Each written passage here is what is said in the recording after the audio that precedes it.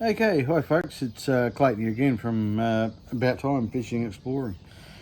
Today, just going to be fitting this new prop that I've just purchased through Oz Propellers to my boat, and basically what I have is a Honda BF30, and at the moment I have the standard prop on it that come with it. Now, this standard prop here, I believe, is a 9¼ by 12. Now, basically what that is, for anyone who doesn't know, the 9¼ is the total distance of the circumference of the outside of the prop. The actual pitch being 12, theoretically, is the distance that for one revolution of this prop, it will screw through the water 12 inches. Now, this is also a standard prop. It's got the very sharp faced edges and the cupping on the back basically built for a high speed planing hull. Now, given that my boat's about 2 ton, thereabouts, fully loaded, and she's 24 foot in a displacement hull that only does about 7 knots, I'm only getting a maximum of 4,000 RPMs out of the motor, and it's working to do that. So I got together with Oz Propellers and had a chat to Rowan down there and the rest of the team. Thank you very much. And they suggested a different style of prop for me, which is what I was leaning towards, a high thrust. Now, what I purchased off of them was the high thrust prop to suit the Honda BF30, the 11 spline hub inside. Now, this one here is a 10" by 7, so it's a slightly larger prop in size, but a lot less pitch. It's also a 4 bladers against the 3 blades, so it won't have as much slippage, and it's a work prop, mainly meant for heavier vessels lower down. Now, this also has another advantage. With your standard prop, the exhaust comes out the back of your main hub there. Now, that's fine when you're going forward, because it leaves your blades in clear water, right? But when you go into reverse, that exhaust also still comes out your exhaust here, and when you go in reverse, it gets around your blades. Now, what that does is that creates cavitation, so you lose a lot of performance in your propeller when you're going in reverse, sometimes, especially if you really need it, and you'll be revving the motor and you're going nowhere because of all the air bubbles and everything around the prop. Okay, so what the difference is with the thruster prop is when you go in reverse, it allows the exhaust to come out in here. There's a little gap, and you'll see that when I actually fit it. So when you go into reverse, all the water that's normal exhaust in this part of the motor will then be coming out the back part. So your propeller will be getting clean green water all the time, and not losing that reaction.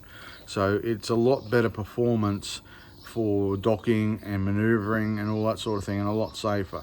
So what I'm going to do here quickly is I'll just pause the camera, and I'll swap the props over, and I'll give you a bit of a look. Hi folks, just before I actually remove this prop, I thought I'd just go through it quickly with you, in case you're not 100% with changing props. It's very easy. It's just like a car tire, but a lot of people don't do it. They buy their boat, they get their prop put on, and they never ever worry about changing it. So quickly, I'll just run through it with you. Basically, you've got a split pin. It's a little hole in the actual shaft there, and that keeps the retaining nut there. So what you do is you pull that out. You then undo your main nut. Now, this is normally done up with a spanner. I've already undone it with a spanner just to make it easier for me, because I'm using one hand here. Okay, so your main nut comes off. There's a little washer there that'll come off, and then it's just a matter of removing your prop off.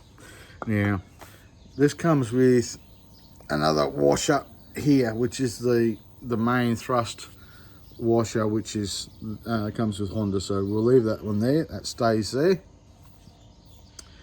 And what we do is we slide our new prop on. It's just the opposite to how the other one come off. Nice and simple. Just snug it up, and our washer will go back on,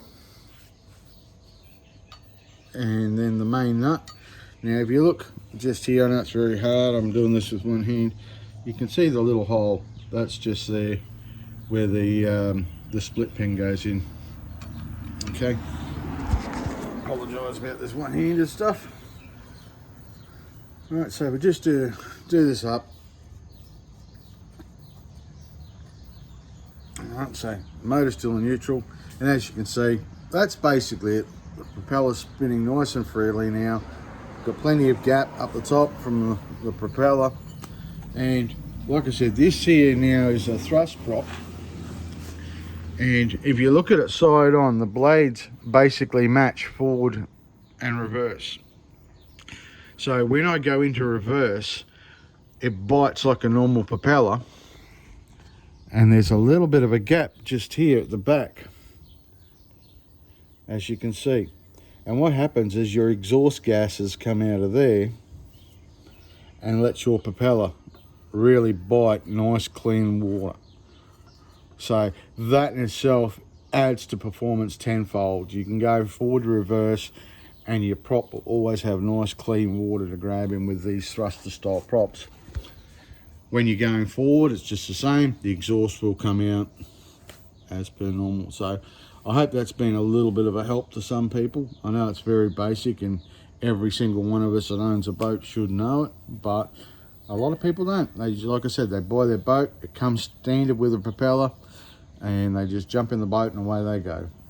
There is all different sorts of propellers for different aspects and different performances of boats. So don't be afraid to have a talk to your dealer, and that you got your motor off of, and have a chat to them and see what suits you best. You know, it could be you're after ski boat performance, so you want quick out of the hole, nice top end, or you need plenty of low down grunt for pulling multiple skiers or tubes at low revs. So have a talk to your dealer, and he'll put you to the right people, such as Oz Propellers. That's what they deal with, and they will go through and talk you through the size of your boat, your horsepower and everything like that, and give you a selection of props to choose from that suits your needs. So once again, I hope this has been a bit of help. This is Clayton from About Time Fishing Exploring. We will have my boat About Time on the water very soon, and I will be doing some tests with it through the rev range to see how it performs, and some video footage of it underwater so everyone can see, and go from there. So if you're into this sort of thing, like I said, this is the 10x7 4 blade high thrust prop, and this is fitted to a Honda BF30 4-stroke outboard, and this is pushing my 23 foot displacement cruiser style boat along that.